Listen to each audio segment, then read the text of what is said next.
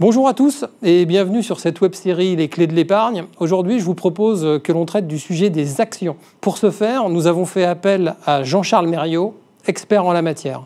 Jean-Charles, c'est à vous. Bonjour. Pour faire fructifier votre épargne aujourd'hui, je pense qu'il est nécessaire de prendre un petit peu plus de risques.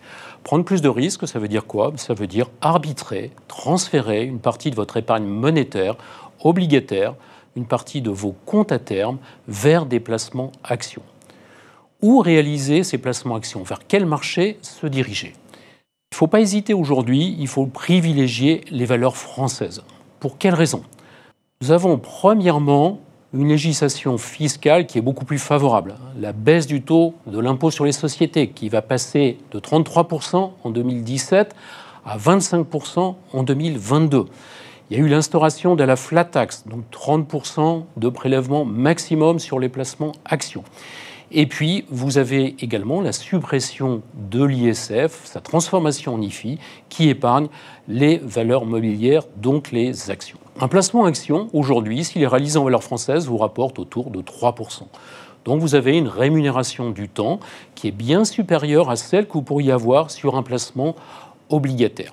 La France a retrouvé une très forte attractivité pour les investisseurs étrangers. Ça doit être le cas également pour les investisseurs domestiques.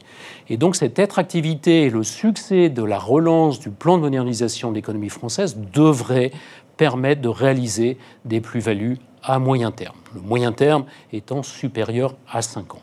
Donc pour profiter d'un retour des capitaux sur le marché français, vous pouvez investir directement en actions, vous pouvez utiliser l'enveloppe fiscale du PEA, vous pouvez également, dans le cadre de placements en assurance vie, arbitrer une partie de vos fonds en euros vers des unités de compte actions.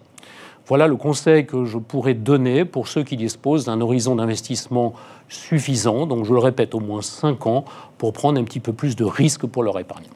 Merci beaucoup Jean-Charles Mériot pour l'ensemble de ces précisions. Nous espérons que cet épisode a répondu pleinement à vos interrogations. Aussi, nous vous proposons d'échanger via le hashtag #CléEpargneFi. Vous avez également à votre disposition le site internet Vision Patrimoine. Et évidemment, prenez rendez-vous avec votre conseiller et ce fera un plaisir que de vous conseiller de manière personnelle et de vous accompagner dans la durée. À très bientôt.